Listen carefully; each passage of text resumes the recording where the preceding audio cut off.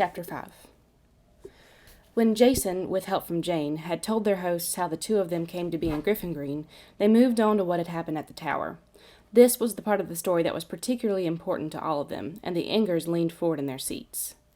He told everything very carefully, trying to narrate each important occurrence exactly as it had happened. The Ingers were amazed. Finally, he came to the long-awaited moment, the revelation of what they had found in the chest.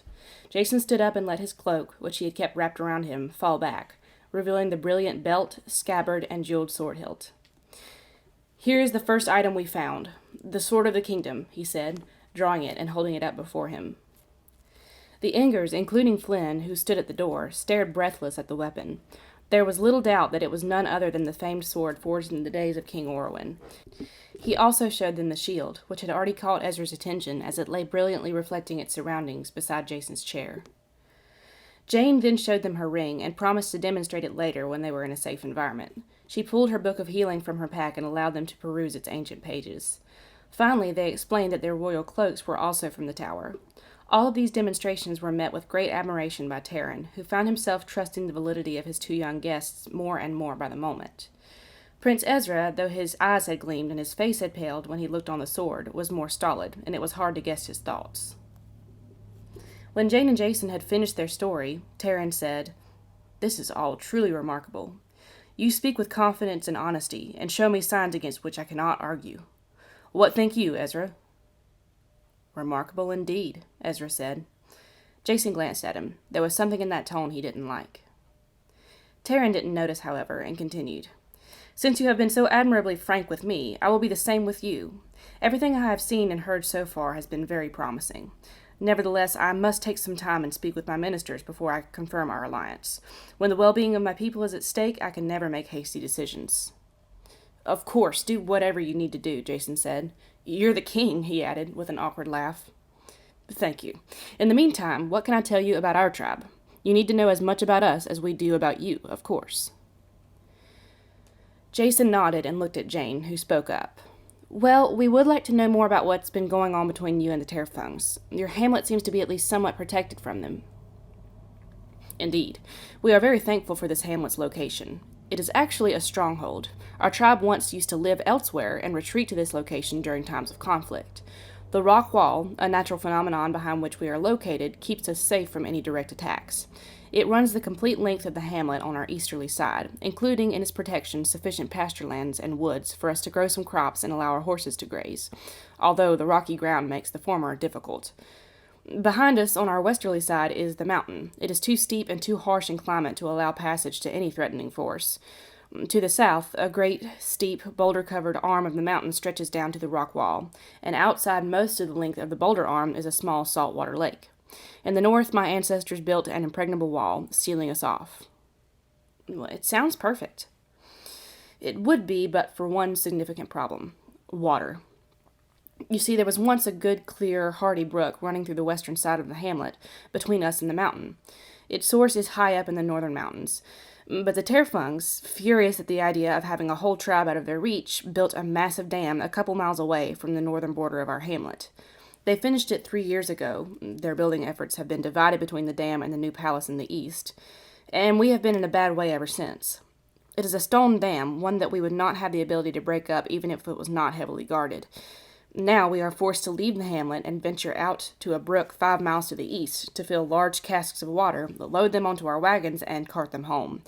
The Terfungs lie in wait for these water missions and ambush the parties each time they make the journey. They've killed scores of our men and wounded more. They hope that at last, with no way to find water safely, we will find ourselves forced to submit to their rule and allow them to enter our hamlet. We would have completely lost the last group and the water they had retrieved if it had not been for Mason Corley, the young knight who led the most recent mission." "I heard about him," Axman said. "He made a name for himself that day." "Indeed he did. It happened about 2 months ago. The 6th Patrol, which you have already encountered, is an elite force tasked with subduing any and all rebellious behavior in the kingdom. In short, they are well-trained bullies. Their leader, Goff Barthel, is one of the most skilled warriors in the Terfung army, and his strategies are brutal. This patrol ambushed the wagons as they returned, heavy-laden with the water kegs, through a narrow stretch of road. They killed the driver and 2 of the 4 horses of the leading wagon, thus blocking the road for the rest of the wagons, who couldn't go around because of the embankments. But Mason, who is renowned among our people for his strength and the use of his signature battle axe, fought his way to the wagon, hacked it free of the horses, coaxed the harnessed creatures with their dead weight to the side of the road, and then, calling for the help of his fellow men, pushed the wagon forward. He had seen that the road sloped down, just enough for the wagon to eventually gain momentum and roll by itself. And sure enough, it rushed after the Terrafunks as they fled in every direction, and crushed some of them on its way down, before finally tipping over and crashing by the side of the road. Before the 6th Patrol could regroup, the convoy hurried through and escaped a second ambush. But Barthel, furious and humiliated, dealt a parting blow to his enemies. Mason, having given his horse to a wounded Inger, was clinging exposed to the back of the last wagon. Just before he rode out of range, Barthel threw a well-aimed spear that struck Mason directly in his left leg. Jane inhaled through her teeth. Taryn nodded. It was ghastly. Mason hasn't walked a step since that day. The wound has been healing very slowly, and got infected. He is confined to a wheelchair, for even moving on crutches is too painful. But, thanks to him, all except one of the wagons made it to our hamlet, and we are spared from deadly thirst for a little longer. Jason shook his head. Now it makes sense. I understand the danger of your situation. It's a wonder that you haven't already surrendered to the Terrafunks. Taryn shook his head. What keeps us from doing so is the knowledge that we would not be any safer if we did. It might save us from thirst and decrease some of the violence of their attacks, but they would come and go freely in our hamlet, take any of our possessions that suited their fancies, and even take away our wives and daughters to be handmaidens at the royal palace, for they have been known to do that elsewhere. An entire city in the northern foothills of this kingdom was ruined through just such a fate. So we have held on, mourning the brave men lost in the water missions, but determined to keep our tribe safe for as long as possible. Jason looked troubled. I don't know what we can do right now to help you with the water issues. It's not like we can improve on your warrior skills when it comes to the water missions. I do not expect you to, Taryn said with a smile. You have only just arrived and begun compiling your forces, and facing the 6th Patrol is not something to be undertaken hastily. But we all know that if you two are really the ones to lead us in a fight for freedom against the Terrafunks, supporting you will be the surest way of one day gaining respite from our current situation. Jason and Jane both looked relieved. Taryn rose, and everyone else followed his example. Now, I must convene my ministers. You have had a long journey, especially having come by foot. Flynn, please take them to the formal room and see that they are served refreshments. We will dine at sunset, my friends, but I know you could all use something now. They thanked him, and taking their leave, were led away by the servant. When they left the room, Ezra was standing stern and silent, looking out the window. Now we change scenes. Admiral Gibbs strode down the Trinity's main corridor. Carrie! Here, in the medical room, Carrie called back. The Admiral looked in the door. You aren't ill? He asked hastily. Oh, no, I'm only mixing up some burn salve. Our prisoners just acquired a few injuries, and Dr. Gillen is busy. The Admiral raised his eyebrows in a mixture of amusement and alarm. And from whom did they acquire these burns? From me, Carrie replied calmly. They decided to get adventurous. Perhaps it's better that they were taught that lesson early on. Brian grinned, shaking his head. I already told you that you don't have to worry about the prisoners. The crew will be just fine tending to them. I disagree, Carrie said.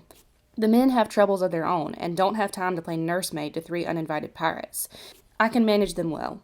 Let me, and don't spend any more time on it. I'm trying to make life easier for all of you. Very well. Do what you like. And thank you. Brian leaned against the doorpost and watched his sister as she worked the mortar and pestle steadily. She glanced up. You look tired. The Admiral shrugged, massaging his forehead. I haven't slept much, and I cannot for the life of me even begin to understand those pirates. And the closer we get to the Black Pass, the more I think about all of the lives I'm jeopardizing. The crew's, the captain's, yours. The fate of everyone in our entire fleet is in my hands. Carrie shook her head. Not just in yours, Brian. We all made the decision. There is not a soul on board who didn't come by choice. There is a bigger picture here. Don't forget the reasons we set sail. That is enough to keep us both steady, and the rest of the fleet, too. You're right. We all know what we have to do. I only wish we didn't have to rush blindly into it. Alone. So do I, Carrie said, setting the mortar and pestle on the counter. She paused for a minute, musingly. If only things were better in our country. This mission could have been so different. Brian put his arm around her. But things are not better in our country, and probably won't be for a long time. The duty is left to you and me, Carrie. So it is. And I still feel that it is a great honor for us to carry it out, however dangerous it may be. Chapter 6. Jane and Jason and the Hookies took some refreshment in a corner of the royal family's ceremonial living room, a regally but tastefully decorated portion of their combined residence and Capitol building. They were tended with respect by the royal servants, while Taryn met with his ministers.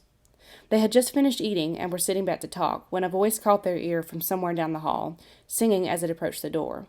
They only caught parts of the lyrics, but the song seemed to be a ballad about the Inger tribe, its history, and its current dilemma. Just as the singer reached them, she sang the refrain. Sing me the song of the Inger tribe, where has the great power gone? Tell me the story of the Inger tribe, where do they now find their home,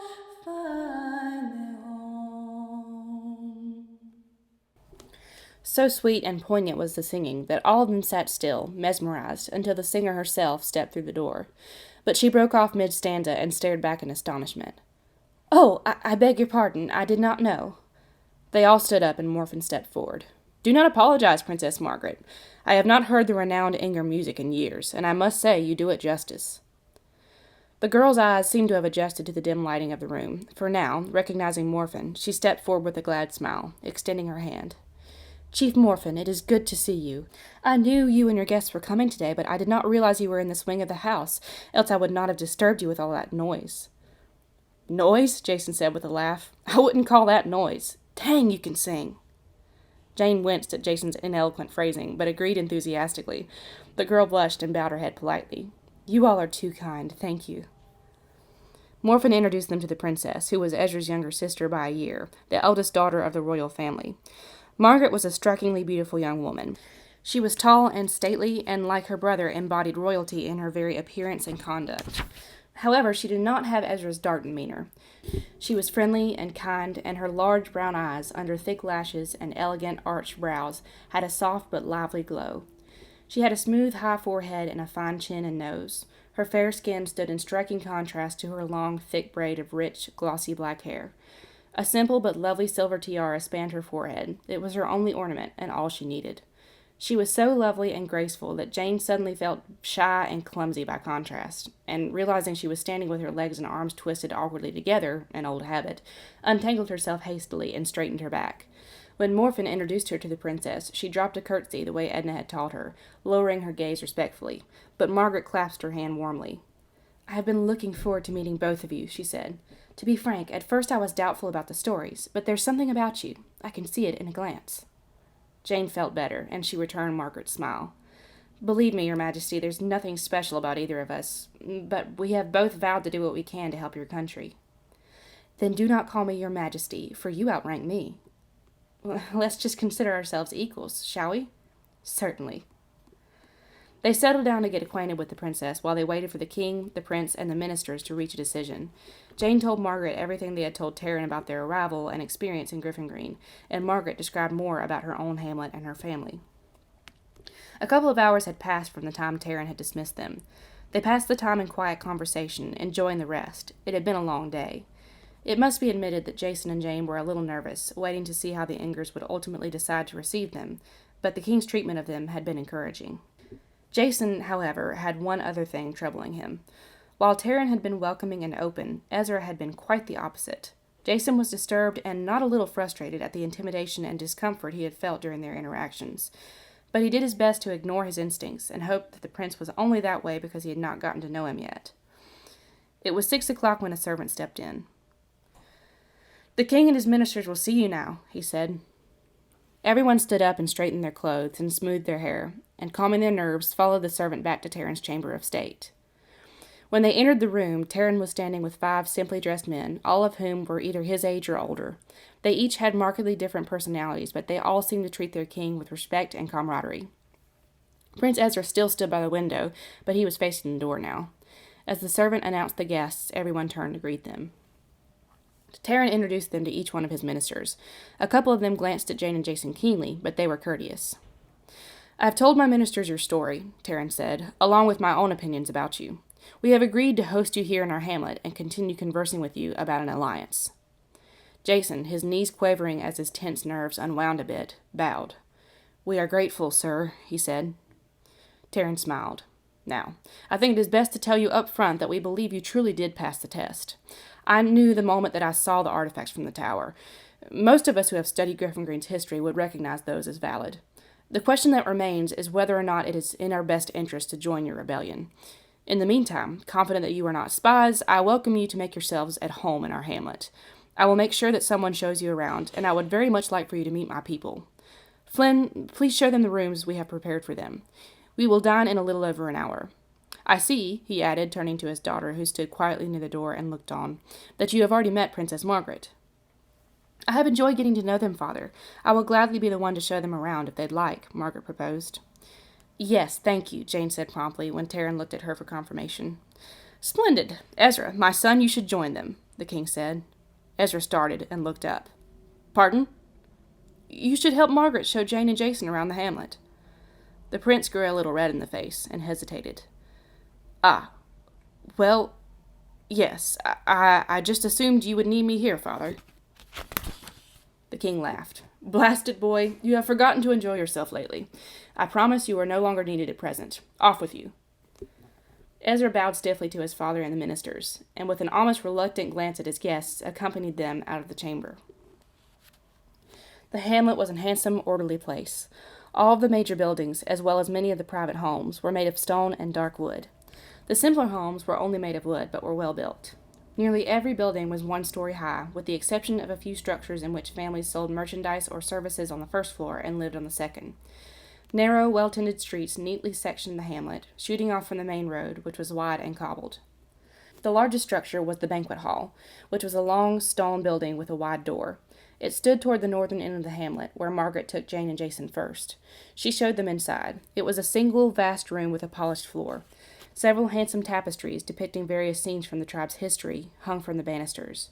Rugged, dark wood columns supported the roof at wide intervals down the middle of the room. Long benches lined the walls. Margaret explained that this building was at the center of their social life. They used it for tribal meetings as well as for holiday banquets that usually involved music and dancing. As they continued on their tour, she pointed out the 2 blacksmith shops, as well as the horse stables that were scattered here and there throughout the hamlet, some communal and some attached to individual homes. Jane looked wistfully at the stables, and Margaret, quickly noticing, took them into one to show them the horses. There were 3 in this particular stable. 2 had glossy black coats, and 1 was a dapple gray. They were beautiful, powerfully built beasts. "All 3 of these are war horses, and highly valued by their masters," Margaret said. "The one on the left comes from a line of famous chargers that stretches back for centuries." Jane and Jason were both already leaning over the railing, speaking softly to the horses. Not unexpectedly, the horses had fiery and bold personalities, but they responded well, and even allowed the 2 of them to stroke their noses, if only for a moment.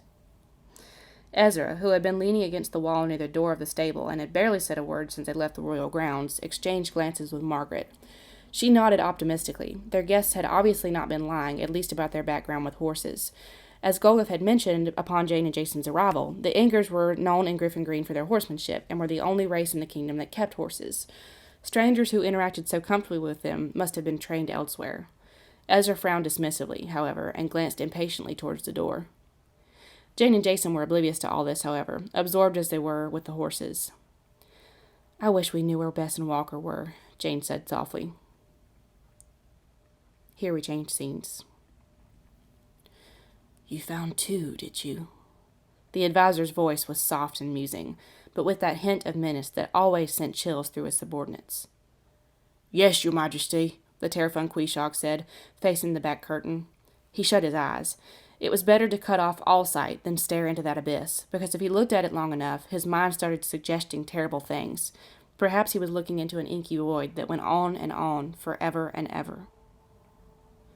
"And they had strange saddles," the voice continued, slicing into his thoughts with cruel steeliness. "Yes, your majesty. Foreign looking, if you ask me. Didn't look like Inga trappings." There was a long silence as the advisor brooded in the dark.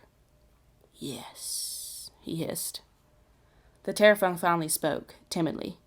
"What should we do with him, Your Excellency?" he asked.